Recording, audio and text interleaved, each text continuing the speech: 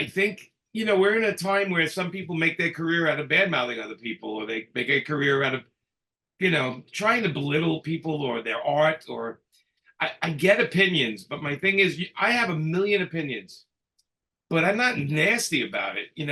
I understand if I don't like something, it doesn't mean I don't want other people to not like it.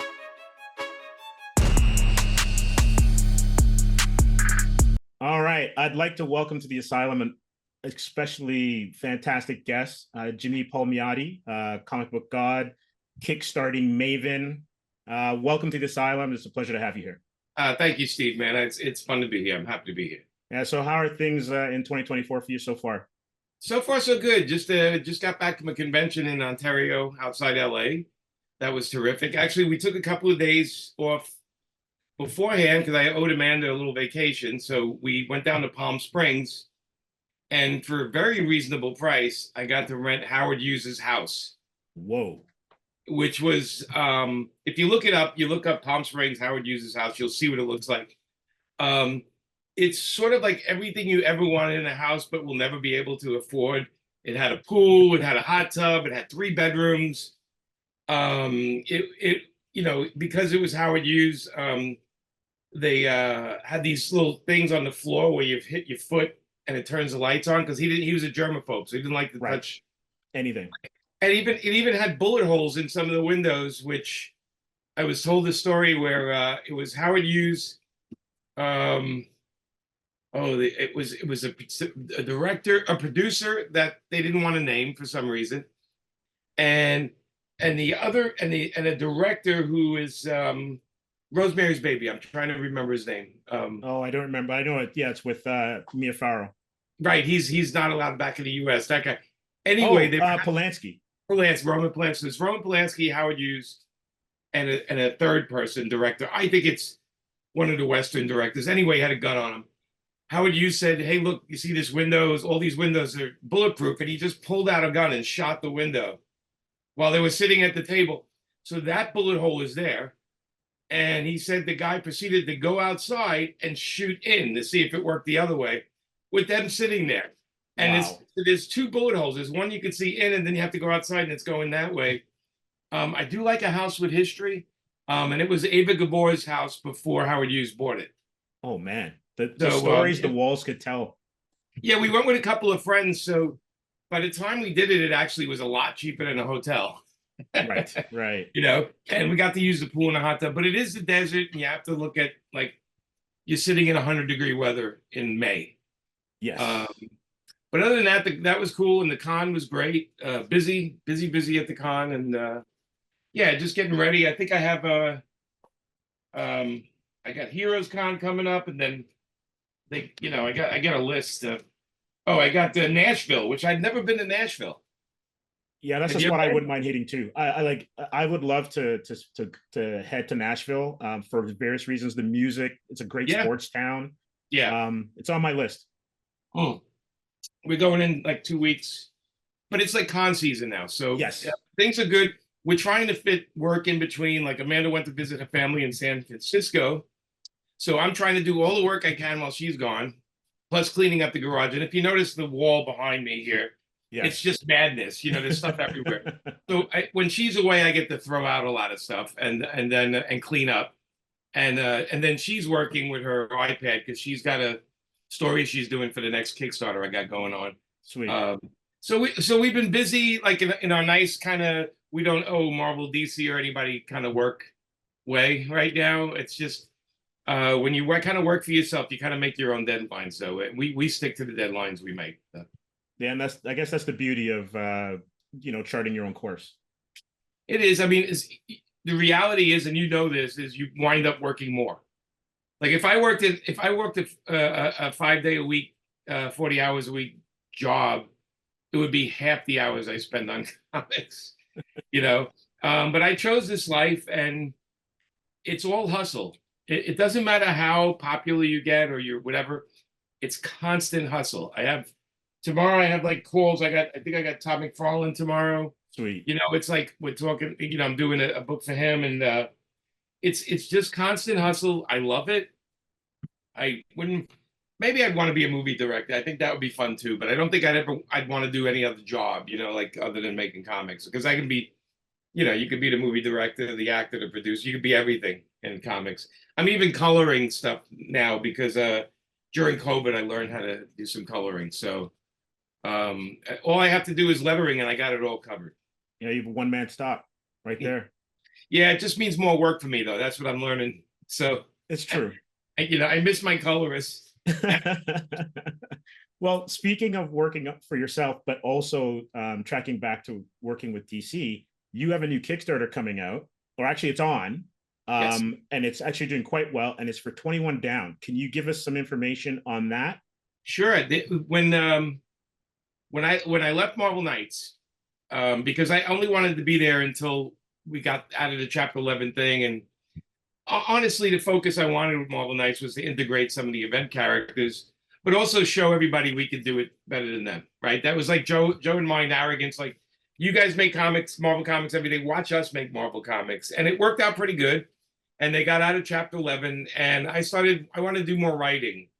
So I got out of the editing job for a while there, and I got an offer from Bob Harris, who went over to DC and worked at Wildstorm, and he pitched me. He said, "Do you have any original ideas?" Sorry for my camera. We're not on a boat. It's all good. It's just doing it. I don't know. Anyway, he said, "Do you have any ideas?" And we pitched The Resistance, and we pitched 21 Down.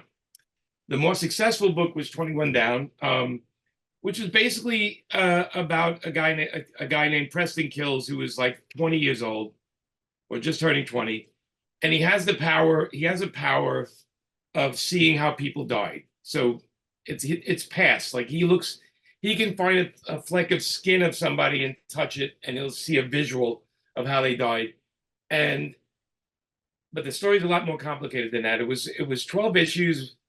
We did with Jesus Saez, who is pretty popular these days, and Marvel, and Justin Gray, and I co-wrote it. And we planned on doing a second year. Jim Lee gave us the green light to do second year, so they wanted to start it at 21 Down season 2, and then 12 issues. And we did issue 13, and then Wildstorm canceled a whole bunch of titles, and we were one of them. And so for over 20 years, I want to say 21 Down, I want to say more than 21 years, I've been trying to get the rights back, which I can't get the rights back because of the deal we signed. But I also wanted to be able to reprint the book, like do it in all 12 issues, and then finally show the 13th issue. Now, the 13th issue doesn't end the story. It just opens up some more stuff. But it's never seen printed. It was beautiful. It was a beautiful issue. And I've been working with DC for so long, especially the guys up at Warner Brothers and the business people. And we finally figured out a way where they let me and Justin reprint the book and do a Kickstarter on it, and gave us the freedom to do whatever we want with it. And that's the Kickstarter that's out right now. It's got like a week and a half, I think, left, or 2 weeks. And then what we did is we created a 320-page graphic novel altogether, all 13 issues. Plus it's in a hardcover. I mean, we take pride in the product we put together. But it's a beautiful hardcover. I also made an edition where you can just get the comic, the issue 13 and the hardcover, or just issue 13, or just the hardcover, and then a very cheap digital of both, because we like to make sure everybody overseas can get it without paying tons of money for shipping.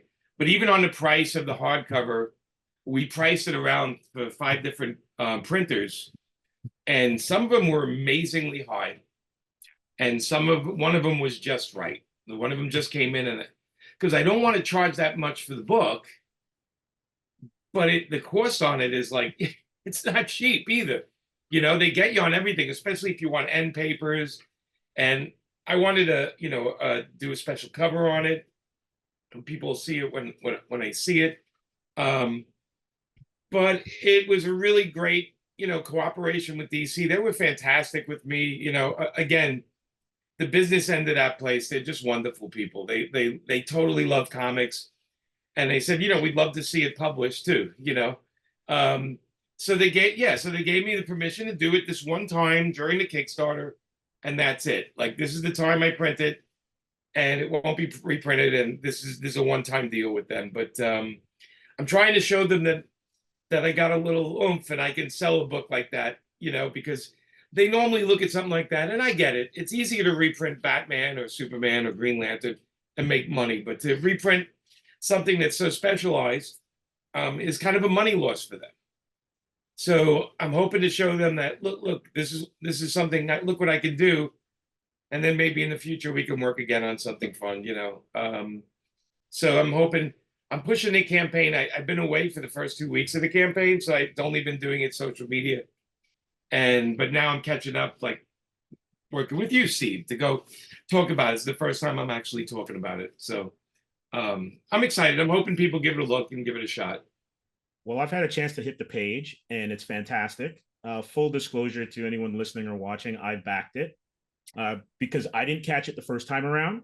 Yeah. But it's a story that I was like, this is really interesting. Where's this? You were 16 when it came out. You were a young man. I wish I was 16. Man. I wish I was 16. I think you only have 10 years on me. So. Oh, okay. All right. Well, maybe you were in the 20s, though. I think 30s, and I was just starting my family. So, yeah. Okay, you got that baby face. That's it. That's good to have your whole life. Yeah, lucky. The grays come through every once in a while, though. Yeah, mine too. I like on the sides they do like the Reed Richards thing. Yeah, that's right. But if I grow a beard, it comes in. Like yes. I look, all the hair up here is getting thin. So eventually I'll look like every other comic writer, which will be bald with a goatee. You know what? The way to go. That is the look, isn't it? It's like the upside down head, like like, oh, now because look, I can grow anything here, but up there on the top, I mean, it's just nature's way of saying, and pretty much. Yeah, on my chest, sure, I'm Italian. My chest, my back, I can grow hair anywhere except the top of my head. It's so annoying, especially in the older that you get. It's like it's coming out of my ears. It's crazy. Yeah, but it's running away from my forehead, like from my eyebrows. My hairline is receded all the way back to the back of my neck. I used to just shave to here. Right. Now I have to shave up here and, and around my ears once in a while. Otherwise I look like that crazy old guy people stare at. And it sucks getting old, man. I don't like it. It's definitely, I'm fighting it every way I can, with a smile. Absolutely. And that's the only way to do it. And the campaign's like going gangbusters. It's doing really well. Thank you. Is there a chance, because I know you said it's one and done, that we can get a season 2 of 21 Down? So, because DC owns it, it would be them saying, hey, we like the response on this. We're thinking of giving you guys. And if they did, we would do it. Justin and I would absolutely dig in and do it. We might not be able to get Jesus Sayas because he's doing Captain America and the Punisher and all that stuff. Right. But we would write a second season in a heartbeat for them. We have the story in our head, like we have it. But it's funny because it was never written to be like a beginning, middle, and end story. It's like my Jonah Hexes. I wasn't writing the end of Jonah Hex. I was writing stories about his life. So, and it was with positive thinking that we thought we'd get a second year on it. I'm always going into things positive. Most of my Kickstarters, though, when you buy them, the story, it's the beginning, middle, and end.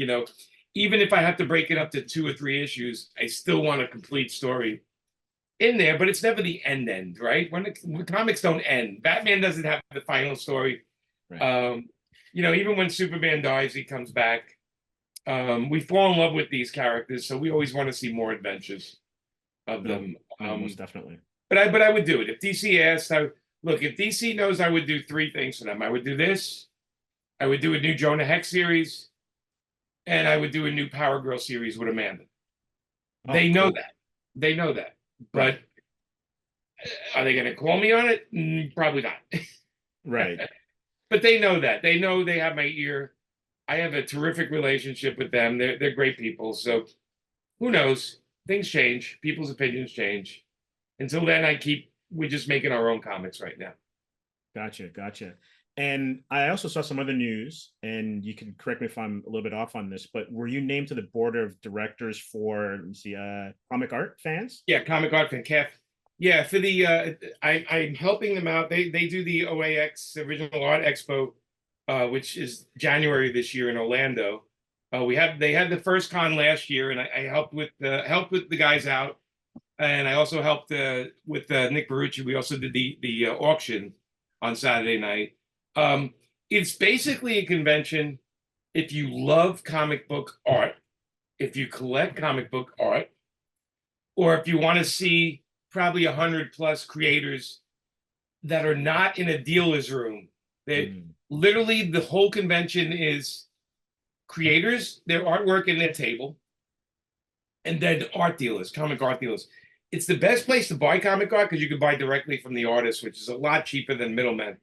And they also do commissions and commissioned lists, and it's just a wonderful convention. It's like a 3-day show, but it's actually a 2-day show with a Friday night kind of party thing.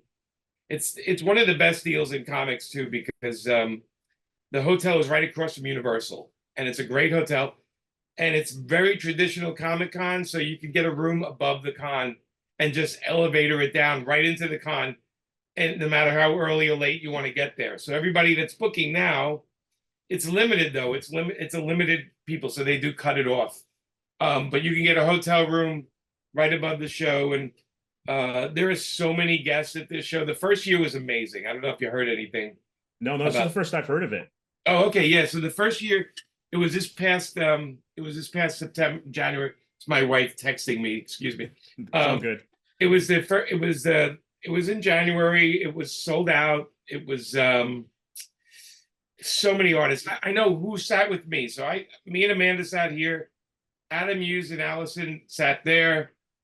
It was Adam Kubert and Tracy Kubert, Mike Allred and his wife, Dave Johnson, Brian Stelfreeze, Kevin Nolan, Garcia Lopez. Man, it was so many.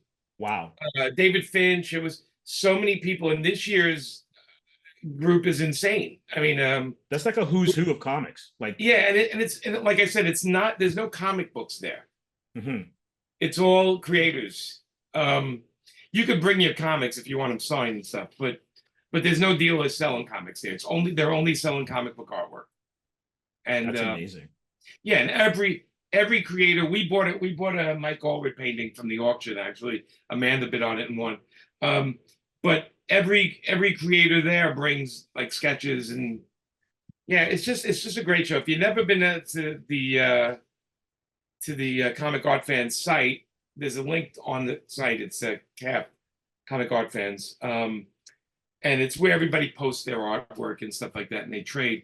But it's sponsored by those guys, so they made me part of the board, so I can have a say in a couple of things here and there. I definitely gave them a couple of ideas because I love the idea of the people that love the same thing all coming to the show.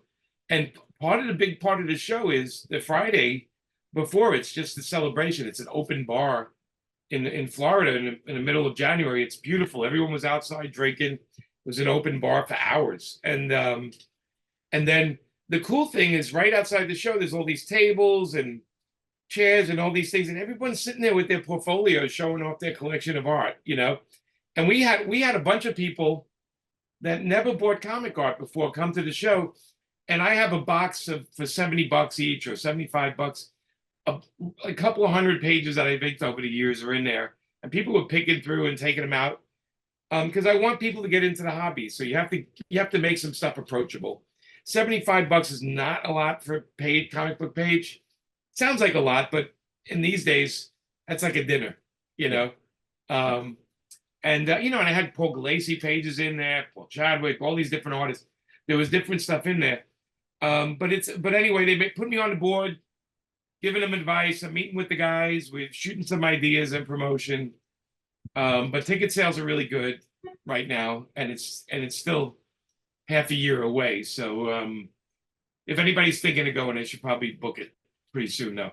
And it is great. If you have a family, man, they got a giant pool down there. There's a coffee shop outside. and Universal's across the street. So you literally can throw your family and like say, go do your thing. Either mom or dad are going to be at this comic art show all day. And we also have part of it is the big showroom and everybody's there. And then we have these separate big rooms where they're galleries, people showing off like their collections and the art galleries. And for this past show, it was that Adam Kubert showed off his art. And then they had the comic book card art show. So there was a ton of originals for that. And this coming year, we have two or three different shows going on that people can check out. So even when you want to take a break, you can walk in there. And then there's panels too. So right. It's just a pretty cool idea, very reasonable price. The only thing is, it's like I said, limited. It's limited because it's less than 1,000 people. So, you know. No, I get you. They when it sells out, it sells out. You know. And what does the appointment mean to you? You're a lifelong comic book fan. I know that it's like comics have meant in very various ways a lot to you throughout your lifetime. Yeah, so what is that appointment kind of signify for you? It's flattering. It signifies that I've convinced somebody I know what I'm doing, and they figured there's an advantage to having me there. Right. I think I made a career out of not bad-mouthing people, out of supporting others, talking about the field with much love, and being fair to everyone I work with and everyone I deal with. And I think, we're in a time where some people make their career out of bad-mouthing other people, or they make a career out of, trying to belittle people or their art, or I get opinions, but my thing is I have a million opinions, but I'm not nasty about it. I understand if I don't like something, it doesn't mean I don't want other people to not like it. My thing is, people tell me I see a movie and I hate it, right? I'm just like, oh, this was terrible. But I don't go online and say it. I say, I didn't like this movie. It wasn't for me, but I'm really happy other people saw it. It doesn't hurt anybody because I know there's 3,000 people worked on that movie. They're going to read it. No, that guy. Comic people, nobody drawing comics sits there and goes, I'm just going to do crap today. They're always struggling to do better work. And so when you tend to kind of dump on them, I think it's a kind of a weak thing to do. It's okay if you point out a tangent or you point out like, hey, you might want to work on that, which I do nicely. But there's no sense being mean. And I just think a lot of the fair play made me approachable for something like this. And it was extremely nice of them to ask me. And they know I'm out there waving the flag to them already, so they might as well make it official.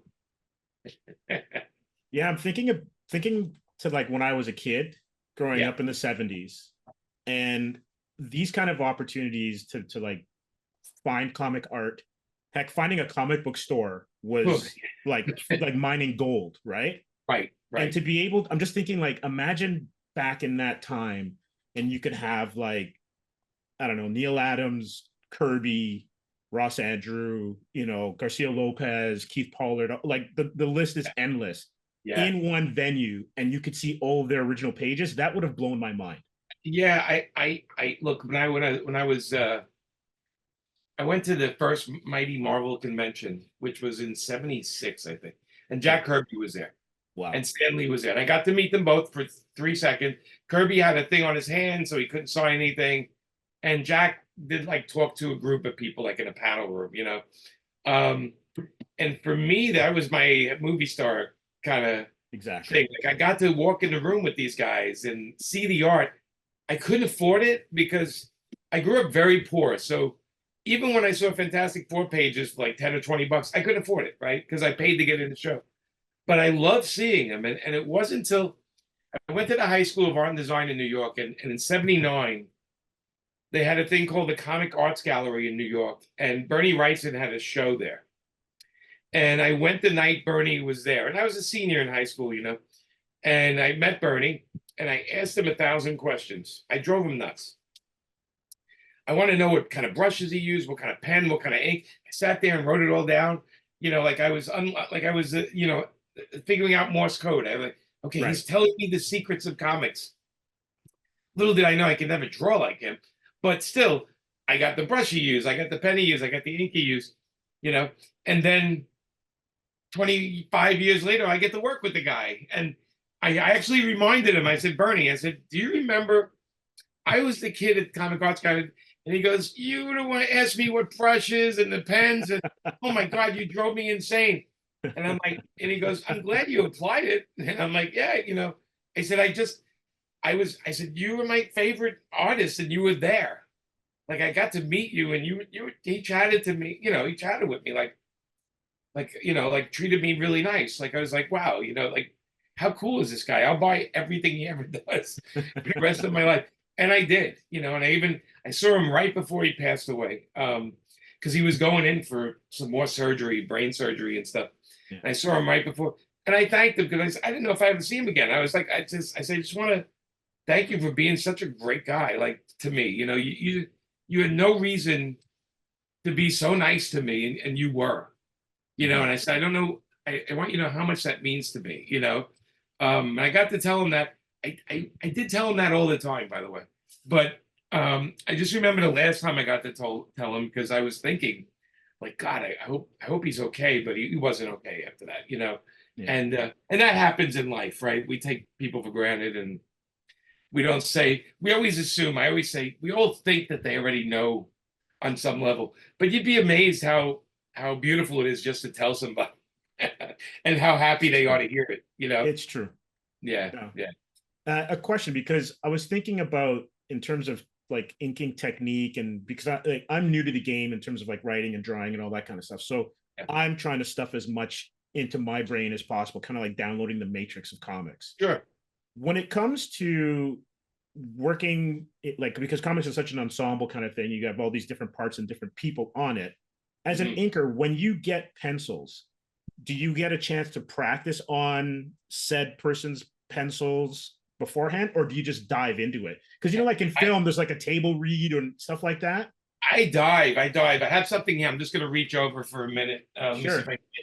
See if I can find it right in front of me. Because I was just inking some Tony Akins pages. Right. So this is Tony's pencils. I'll try to get it focused. Very cool. Beautiful, right? They're beautiful. Those are awesome. He's great. And so I'm inking him for a story for my next Kickstarter after this. But I'm inking them straight on the board. Wow. A lot of people do digital inks. Right. I'm doing it right on the board. That's amazing. You know, I have to, there's a process because he uses a heavy pencil, so I have to I roll a kneaded eraser over it to take most of the excess lead off it. Right. And then I get it so I can see it like a ghost image. I can still see everything, but I take the excess lead off it, which makes it less dirty while I'm working on it. Also, it gives me less to erase later on to get rid of the pencil lines, right? Right. And when I'm erasing that, it's also taking away less of the black. Because if I'm like a guy, I work with it was a Winsor Newton Series 7 number 4 brush, right? And I work with this, and like sometimes I'm getting in there with these fine details, and then the eraser just takes the ink, you know? Right. So I try to take the pages down to pencil as much as I can, take the pencil off. And I buy like a 10-pack of kneaded erasers, and I just make like a big hot dog out of it. And I roll it. I literally roll it, and I take it like that more, and then I roll it again. And it's like some crazy old Italian mother making a pizza dough. Yeah. But I've learned that taking all that lead next off makes it easy. And you know, if I was even nervous about doing it, I would just take a copy of the page so I can have it before I do that. But I roll, and then I ink, and then sometimes you know, when I scan it, I don't even have to clean up the pencil. I could just do a little white on the scan. So I've learned to do that over the years, because some guys, Derek Robinson would use like a 2B. It felt like a 2B, and it was so much lead, I had to kind of get the lead off. And I mean, my kneaded eraser would be that gray, you know, yes, that pencil lead gray. You know, and also because I'm in Florida, sometimes when the pages come here, because they're sitting in humidity, the ink doesn't. So I take the pages and I put them in my fridge before I ink them. This is stuff you'll never hear anywhere else. Okay, so that's amazing, because I remember I was part of a studio back in the early aughts, right? with Ken Lashley. And when we were working in the summer, Yes. the paper is just totally different than working in the winter. It's mush. It's mush. You put the pen nib, or if you're using Croco, it goes, Yeah, it was terrible. So that's genius move. Yeah, so I put it in the fridge, or I put a dehumidifier in a small room, and I throw the pages in there. I got to pull all the moisture out of the page, and then I can ink it nice and hard. You know what? I figured that out. No one ever told me, but I just kept thinking, like, if the page is so porous, it's got to be from the humidity. And so I said, what takes it away? And I figured refrigeration, number one, but the dehumidifier really works too. You keep it in a room for a couple of hours, and it tightens up the page, and then you don't get that mush from the ink. Comic book science, everybody. Yeah, I mean, you can also digital ink it, and that's another way people do it. They do it on they use the Procreate. Yes. And I color on Procreate. So I learned that while we were in COVID. I learned how to I taught myself using YouTube videos how to color on Procreate. Do not sleep on YouTube University. Like, there is so much knowledge out there. It's not even funny. Oh no, I am like #1 fan of I don't know how to do this. Let me look it up. I look up, things. I have a used BMW, right? So it's from 2014. I guess like 10 years old, right? Uh-huh. But I'm so happy I have one, even though the electronic stuff in it doesn't work anymore because it's out of. I don't care. It drives, right? It drives, and it's got a couple of dents in it. But I feel like the road warrior with every new dent. But every once in a while, I have, like I just had the other day, where I close the door and the thing won't go back in, so it won't close the door. And I'm like, let me look on YouTube. And there's a guy going, hold the handle out and then pull the door, and it does. And I was like, I would have went to a mechanic. He would have said, oh, it's this, that, and charged me $350, and I would have thought that was normal. Right. I actually did it once, and you'll laugh at this, with the BMW dealer. It was Furman, was in Clearwater, Florida. I'm outing them because they gave me a bill. It was like $10,000. They told me my engine was cracked, my case was cracked, and everything. So I went in the car and I'm looking. I'm like, let me see if it's cracked. Let me go. They tell me how to check it. There's no crack. I'm like, it's bullshit. So I brought it to a local mechanic who only works on BMWs. I said, look, I have this bill. Can you just check if everything on this bill is right? And he did. He said, look, sleep with me overnight. I'll look at it. He came back in the morning. He goes, okay. He goes, nothing wrong with the case of things. So they're charging you $4,000 for nothing. It doesn't even exist. He goes, you have a couple of things here, a couple of things there. The bill should be around $2,000 with everything. That's what I would charge. And he says, how much are they charging you? I said, they're charging me $10,000. And he goes, ooh, no. He goes, they made up stuff. And I was like, and my review to them was not good. And I called the guy and I said, I just reported you to the Better Business Bureau, but I'm also writing a horrible review of your place. And the guy's like, bring it in. We'll take a look at it. And I said, yes, because I'm an idiot. I'm going to bring it in and you're going to crack it for me and then say, look, there's the crack. Yeah. But anyway, YouTube, brilliant. You don't know how to do anything. I probably should do YouTube videos on how to do things. I haven't even thought about it until we're talking about it right now. I probably should do little short ones on stuff, comic stuff. I'm telling you right now that it would be an absolute winner if you had a YouTube channel, not only on like technique, but also getting into like crowdfunding and stuff like that, like your little secrets, which you might want to keep to yourself. But here's the thing. Like the gatekeeping that happens in certain industries is remarkable, right? But especially for something like comics, little pearls of wisdom that every generation drops on the next set of creators then fosters new talent. So gatekeeping, just by definition, is not telling people how you do things in a way, and sometimes also not giving them an opportunity or saying, just do this, right? I am definitely not a gatekeeper. I got to tell you, like, people ask me for my printer because you back Trigger Girl, you saw how we have the I use a different kind of paper, like a satin finish paper. It's great. And then I do a spot varnish on it, which is a separate layer. We have to outline where the spot varnish goes, and then the printer sends it out to get that done. And people were asking me, how do you get that done? And I said, it's a little more expensive. I said, but it makes the comic feel like $1 million.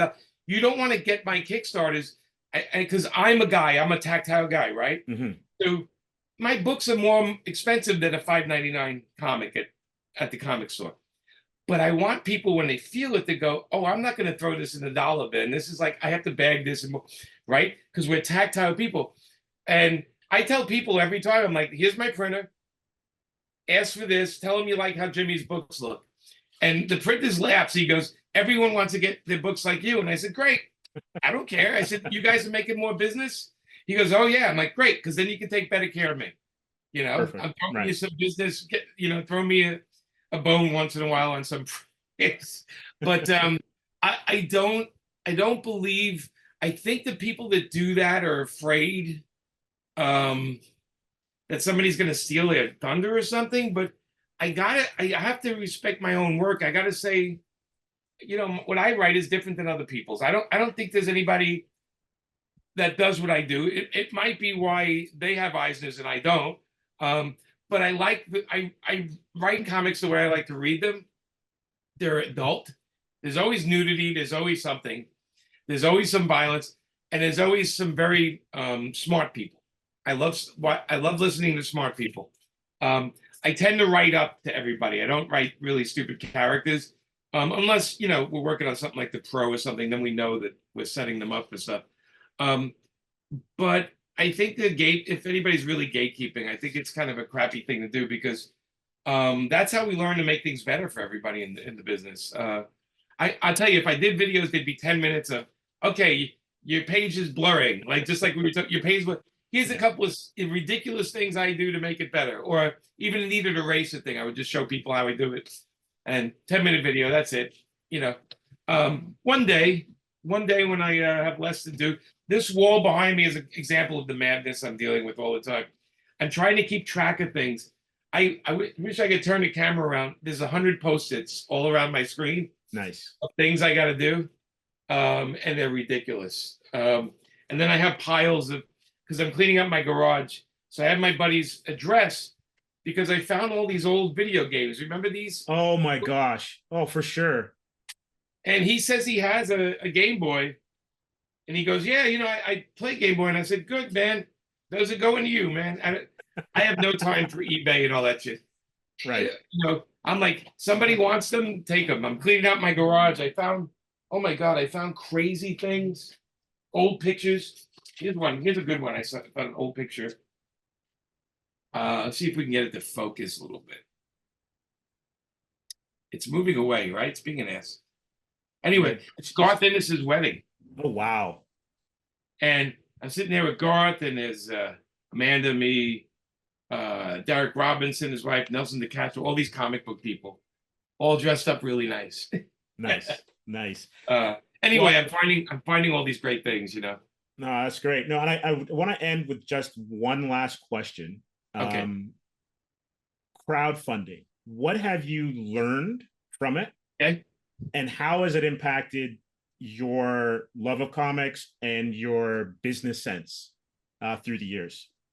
Okay, so when crowdfunding started, it was like 2011 was Kickstarter. I think the 10 or 11, it came in, and I read about it, and I was fascinated with the idea that, wait, so I can like pitch an idea of mine to an audience, and if they like it, I can actually make this book. Like if I just give, I was like, that's the ultimate dream, because I was working so much for everybody else and not owning anything, or owning a percentage, but not controlling it. All these different rules on everything I did. I'm sorry, it's my buddies. He's sending me a map of where I live in Florida to show that I'm going to be underwater one day. I'm like, I know, that's why I learned to swim. So relax. Anyway, so I tried it, and it worked with Queen Crab was my first one. And I also published a book later with Image, so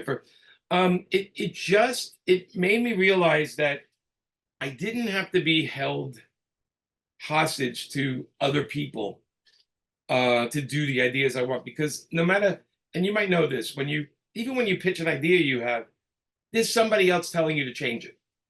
Yeah, that's great, but you should change the name. Yeah, that's. I remember when I did Beautiful Killer for one of the companies, Black Bull, and the guy there, one of the guys there was saying it's the worst name for a comic ever. He kept telling me, Beautiful Killer, it's just a terrible name. It's a terrible name. And I'm just like, it's not a terrible name. I said, like those kind of arguments, like, and he wanted to have it the blah, blah, blah. And I'm just like, no, Beautiful Killer says everything. She's beautiful, she's a killer. I'm like, Ash is a fireman superhero. Ash, so Painkiller Jane, it rhymes, and titles are so important. But anyway, there's always a committee to tell you how to change something. And so when I started crowdfunding, I realized I'm the whole committee. If people don't like it, they won't back it. They really won't. If there's something they don't like, they won't back it. I know, because when I did a Western, it's one of my least selling ones. It's one of my favorite books, but it's my least selling one. I know what the audience wants on some level. I'm not like Brian Polito, who can do hundreds of thousands of dollars. I'm like the middle ground guy, and that's fine, because Brian's got he's got an army behind him. I love him. I love him to death, and I'm so happy for him. And I'm not like Eric J. Eric has he brought his whole fame into it, and good for him, because the Saskas are like our close friends and they're doing well. But it opened up the door for everyone not to be so dependent on the big two or big four, however you want to do it. It opened up the door for creators to actually flex their muscles and do what they want. Now, it doesn't work well for most creators because they need deadlines and getting paid ahead of time. But a certain amount of creators have made a good living off thing. And I just think it's a free. I love the freedom of it. I love the grassroots interaction. People who back my thing, I'm usually packing their boxes. I'm looking at the names. I meet them at cons. They say, I backed your Kickstarter, and we talk for a while. And, what can I do better? I always ask, what is it you think we can do better for you on the Kickstarter? And, I just think it's a really grassroots way of getting the books out. Look, eventually I'd love to have some of the books printed elsewhere and in different volumes and for a wider field. But for now, I'm happy making the audience happy that back the Kickstarters. And there's nothing not to love. I mean, I love the chase of it. I've been very lucky where everything has been funded. Not everybody's that lucky, but I did make a name for myself in the industry before I did it. And that has a lot to do with it. Plus, I'm Italian. I have a lot of cousins. And they back it. I always tell people, if your family is big and they're not backing your Kickstarter, you got to get another family, because family and friends are really important, because they do. If they believe in you, they back it. And they retweet it, and they our audience is great. I mean, you see on Twitter or X, whatever you want to call it today, the people are very loyal. They get the books, they show the pictures of it. They talk about the campaign. I get maybe 4 or 5 messages a day on the campaign that between me and Patrick, we answer them every day. So if people have a question, has it come back? This one, I had a lot of people asking me on the hardcover. Please sign the inside, not the outside. Not like, of course, things like that. And where do you get that? Imagine you had to ask Marvel or DC or somebody, hey, I got a question. Unless you know an editor. So there's a lot of advantages to it. I don't have the giant overhead of a crew, a group of people, or an office. My office is my house, so my overhead's minimal. So I get to do 4 or 5 a year. That is my main income for the year. It's also my main work for the year. But I've learned over the years. I rent an office in a comic shop. That's where I do all the Kickstarters from, packing and everything. But I've learned over the years that it's a great way to do it. Until the main companies start doing it and beating us to the ground, hopefully the fans stay loyal to the creators. I always say I follow creators. I don't follow companies. It's like saying I'm not going to see a Sony movie. It's a sentence I never say. I won't see a movie because I don't like the cast or the subject, but I'm never going to say the studio. What do I care? It's like, I don't care if it's Warner Brothers, Sony, or whatever. If it looks good, I'm going to see it. If it's Mad Max, I'm going to go see it, that kind of thing. So it's just been really good. It's given my a second life to my career. I feel like my career has been like a wild roller coaster. And thankfully, everyone that likes my work has a short memory and only remember my hits. But I have more. I have 3 times misses than I do hits. But people are so lovely. They only remember the stuff that did really well. Well, you like baseball. You're a softball player, so you know that you're in the Hall of Fame if you miss 7 times out of 10, right? Right. So it's all Absolutely. good. Yeah, I kind of, I like people to learn from my mistakes. I kind of talk about them every chance I get. I do a lot of convention panels. Amanda and I just sit up there and we talk about screwing up on things. That is the thing that makes you a winner, is to see where you're screwing up and then don't do it again. Learn from it. You'd be shocked. We've all been in relationships where it was the same disaster over and over. You know, learning to walk away from something, or not being happy with a contract and being vocal about it, is expected in business. I have so many people I'm afraid, I don't want to tell them I don't like the contract because I don't want to lose the deal. I'm like, you're not going to lose the deal. They sent you the contract because they want to do it. Now put in there what you want and negotiate. Don't run away. They're not going to get rid of you because you're uppity. Okay. You say what, you protect yourself. They expect you. They always send the template contract and expect you to mark it up. And when you don't mark it up, they're dancing over there because they're like, now we own this forever. It's kind of a test as well too, because how you react to that contract will also let them know how they can treat you. Yes. During the relationship. I have a when somebody is about to screw me in the business, and it happens sometimes, I tell them, I say this every time. I want you to think about what you're asking me, because I'm a very vocal person. And you're not being fair right here. And I really need you to be fair. So why don't you think about it overnight and get back to me tomorrow and let's talk tomorrow. I always give them that sentence. Because what they're reading is, oh, if I screw you over, you're going to talk about it to people. I'm like, yeah, I am. Because I want to protect everyone else in the field from this kind of stuff, So yeah, I will open my mouth when somebody, or I've had a lot of people come to me, hey, look, they're asking for this. I'm not comfortable with it. I'm like, then don't tell them you're not. Tell them how you're talking to me. Go talk to them. It's okay. It's okay.